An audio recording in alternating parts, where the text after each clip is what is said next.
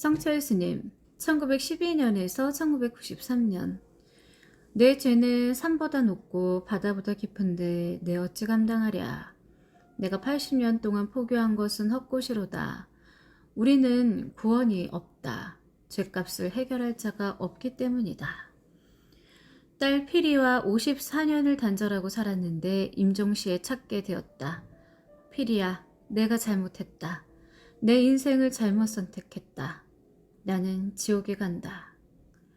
이 유언을 읽으면 성철 스님이 조규정 종정으로서가 아니라 어느 파괴한 스님이 참회와 회한으로 점철된 인생을 토로하는 광경을 보는 듯합니다.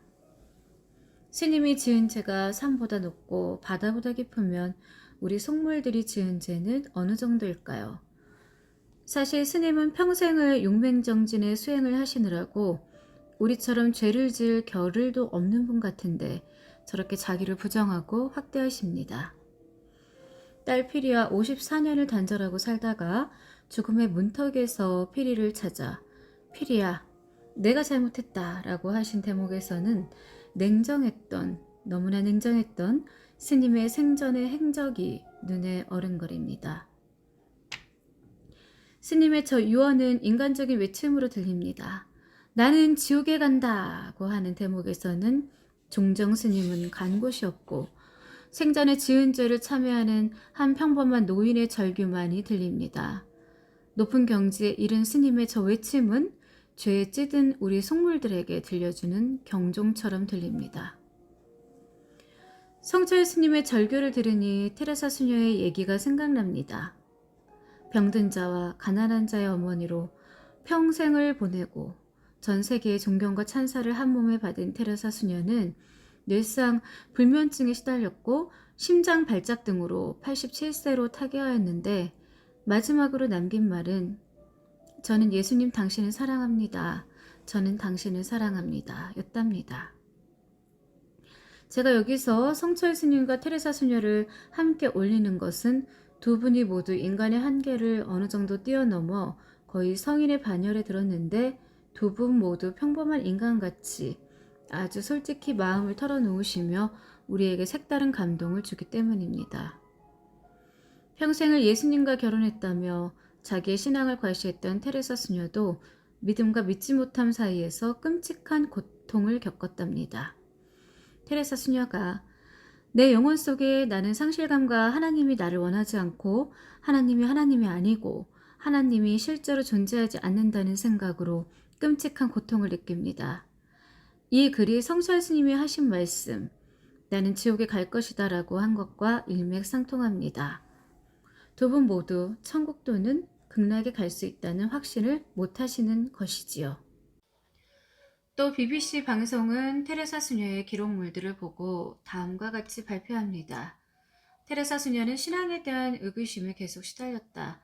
테레사 수녀가 위선을 행했다는 것이 아니라 성철 스님이나 테레사 수녀 같은 분들에게도 신앙에 완전히 젖어드는 것이 얼마나 어려운 과제인가를 보여주는 글들이기 때문에 소개하는 것입니다. 성철 스님이 한국의 불교에 커다란 족적을 남기셨고 테레사 수녀가 행했던 헌신적인 봉사는 그녀를 아는 모든 이의 가슴에 새겨졌습니다. 똥장군 지고 밭에 나가고 논에 들어가 풀 뽑으며 살다가 여의치 않으면 탁발하던 승려들이 진짜 승려들이었습니다. 풍속도 많이 달라져 이제는 수명차 뒤에 앉아서 행차하고 간부라는 스님들이 도박하고 담배 피우고 그러다가 붙잡히는 것을 보니 세상 많이 달라졌습니다. 성철 스님같이 고결하지는 못해도 술 먹고 운쳐드는 스님들은 성철 스님의 가르침을 한 번 더 복습해야겠습니다. 스님은 절에 금품 바치는 것을 극력 만류하셨습니다. 어느 신도가 남편 49제를 스님이 주관하여 달라고 계속 졸랐습니다. 종국에는 스님이 하게 되었는데 스님이 조건을 달았습니다. 49제에 쓸 돈을 절에 바치지 말고 없는 사람을 도와주라고 주문하여 그리했다는 것입니다. 돈을 밝히는 스님들에게 경각심을 심어주신 것입니다. 5. 로트레크 1864년에서 1901년. 로트레크가 죽기 전에 한 마지막 말은 늙은 바보! 이는 그의 임종 직전에 그의 아버지가 날아다니는 파리를 잡는 것을 보고 한 말이라 하기도 하고 아버지에게 한 마지막 작별 인사였다고도 합니다. 그의 나이 36세였습니다. 앙리 드 투르즈 로트레크는 1864년 프랑스 남부 알비에서 백작인 아버지, 백작 부인인 어머니 사이에서 태어났습니다. 그도 귀족 가문의 세습한 귀족이었습니다. 그가 어려서 부모가 별거하게 되어 부모에게서 자랐습니다. 8살 때 파리의 어머니에게 가서 살면서 그림을 배우기 시작했는데 온 가족이 그의 미술적 재능을 인정하고 미술 선생님을 소개받아 정식으로 그림을 그리게 되었습니다. 그의 어머니는 그의 건강이 나빠지자 알비로 데려가서 요양을 시켰습니다. 그의 부모는 친사촌지간이었고 그의 할머니들도 친자매였습니다. 그의 부모는 근친교배에 의한 치명적인 발병을 늘 걱정하였는데 그것이 앙리에게서 현실로 나타났습니다. 그가 13살 때 오른쪽 넓적다리 뼈가 부러졌고 다음 해에 왼쪽마저 부러졌는데 치료가 잘 되지 않았습니다. 의사들은 근친결혼에 치명적인 결과를 하였습니다. 그의 상반신은 크는데 하반신은 성장을 멈추었습니다. 상체는 어른, 하체는 아이의 기형으로 자란 앙리, 또 생식기는 제대로 성장하였으니 이 얼마나 서글픈 일인가. 육체적으로 사회활동에 참여할 수 없는 앙리는 그림 그리기에만 몰두했습니다. 그는 후기 인상파 화가로서 사파가로, 석판화가로 명성을 얻기 시작합니다. 파리에서 보헤미안 생활에 심취하여 몽마르트 활락가의 아뜰리에를 차렸습니다. 고흐 고객들과도 친교를 맺고 거기서 작가들, 철학가들과도 교류하며 지냈습니다. 성장이 멈춘 앙리, 놀림감과 경멸의 대상이 되는 것이 싫어 또 자기 같은 장애인을 사랑해줄 여인도 없어 청류촌에 드나들기 시작했습니다. 그는 거기서 안식을 얻었습니다. 그가 그린 붉은 머리의 로사도 어느 창녀를 그린 것인데 앙리는 그녀에게서 매독을 얻었다고 했습니다. 1889년에 개관한 유명한 물랑루즈 빨간 풍차 캬바레는 지금도 물랑루즈 포스터에 우리는 로트렉으로 하여 불멸이다 이런 문구가 인쇄되고 있습니다. 앙리는 여기에서 술 마시며 무대에서 다리를 하늘로 올리고 두 팔은 치마를 잡고 캉캉춤을 추는 무희들을 많이도 그렸고 유명한 가수며 무희도 그려주었습니다. 물랑루즈에서는 앙리를 위하여 지정석을 마련하여 주었고 그의 작품도 전시해 주었다고 합니다. 그 보답으로 앙리는 물랑루즈의 포스터를 많이 그려주었습니다. 그는 20년도 안 되는 동안 737점의 캔버스와 275점의 수채화, 363점의 프린트와 포스터, 5084점의 소묘, 그리고 구수를 할 수 없는 잃어버린 그림들을 그렸던 노력파이기도 하였습니다. 그러나 그는 너무나 약한 몸과 치명적인 장애를 딛고 저렇게 우뚝 솟은 엄청난 천재였습니다.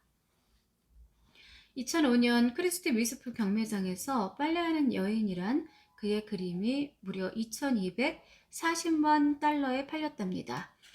그는 매독의 악화와 과도한 음주로 인한 부작용으로 부모의 장원에서 운명했습니다.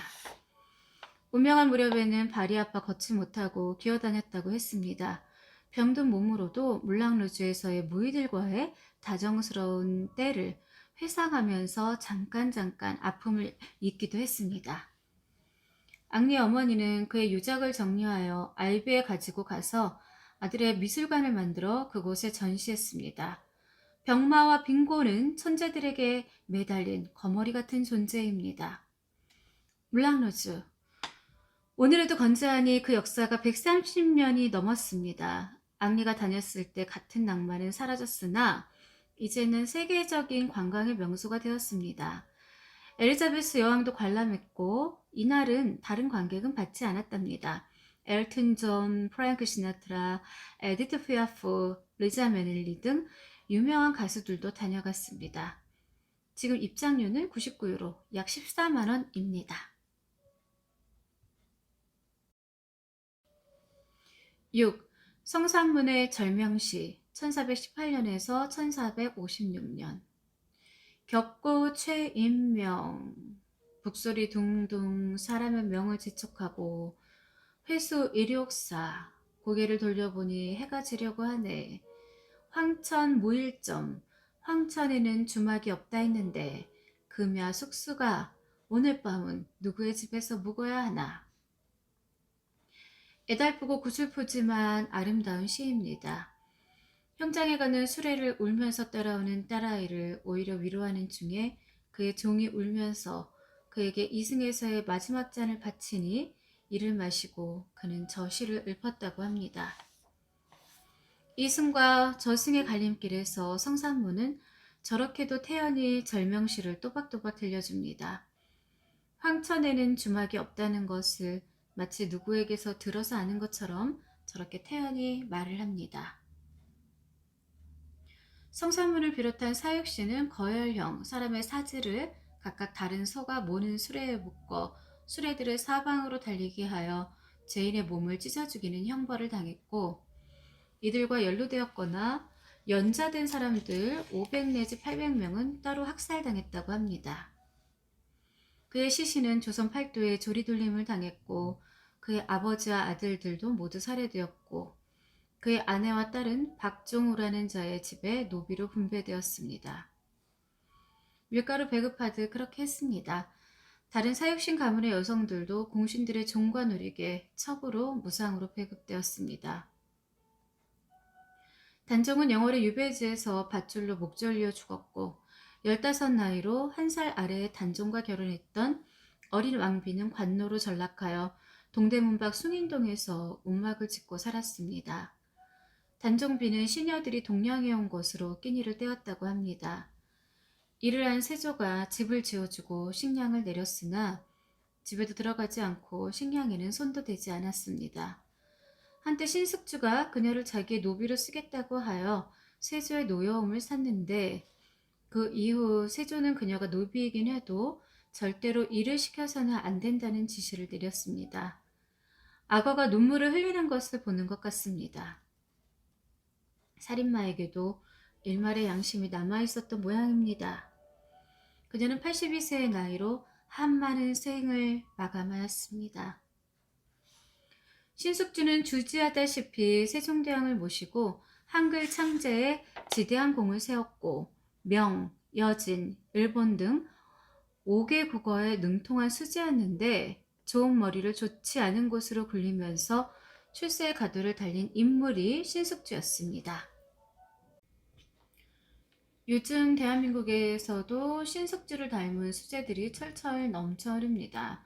머리는 좋지만 도덕률이 없어 돈과 명예를 향해서는 오물이라도 하는 신숙주와 같은 지식인들이 얼마나 많습니까? 신숙주는 어린 단종을 잘 보필하라는 세종대왕의 간곡한 뜻을 저버리고 수양대군 편에 서서 어린 단종을 제거하는 데 앞장섰고 단종을 몰아낸 공으로 한명회와 함께 1등 공신이 되었습니다. 한명회는 건달에 지나지 않는 인간이었는데 수양대군에게 밀착하여 단종을 몰아내는데 갖은 수를 다 썼다고 하여 꾀주머니라는 별명을 얻었습니다. 잔인하고 교활한 꾀주머니, 살생부를 만들어 일거의 정적들을 도륙해버린 살인귀, 9대 성종까지 세 딸의 3명의 왕이나 세자에게 시집보낸 실력자, 지금의 압구정동에 압구정을 짓고 논일다 그 사치스럽고 교만한 행태로 하여 성종의 노여움을 사 압구정이 헐리는 수모를 겪기도 했습니다. 연산군 때 부관 참시당한 한명회는 죽어서야 죗값을 끝내 치렀습니다. 홍윤성이란 자는 그 당시에 힘께나 쓰는 깡패였는데 어쩌다 수양대군의 역적모의에 가담하여 성공을 하니 일약 2등 공신이란 서운을 받고는 천하의 방자한 망나니가 되었습니다. 양민들을 닥치는 대로 죽이고 뺏어도 누구 하나 그를 견제하는 사람이 없었습니다. 친삼촌도 때려 죽이고 이웃집 밭도 뺏고 주인이 항의하면 그 자리에서 죽여버렸습니다. 어쩌다 피해자 가족이 세조에게 진정하면 세조는 오히려 진정한 사람을 죽였습니다. 임금과 신하가 잘하는 일이라곤 그저 죽이는 일밖에 없었습니다. 세조가 이런 무도한 불량배들을 끼고 돌며 임금인 조카도 죽이고 안평대군, 금성대군 등 동생들도 닥치는 대로 죽였습니다. 세종대왕의 피를 받은 아들이긴 해도 돌연변이가 된 망종이 수양입니다. 역사는 악당들의 기록이다 라는 말은 수양대군, 신숙주, 한명회 등 이런 악당들을 두고 한 이야기입니다.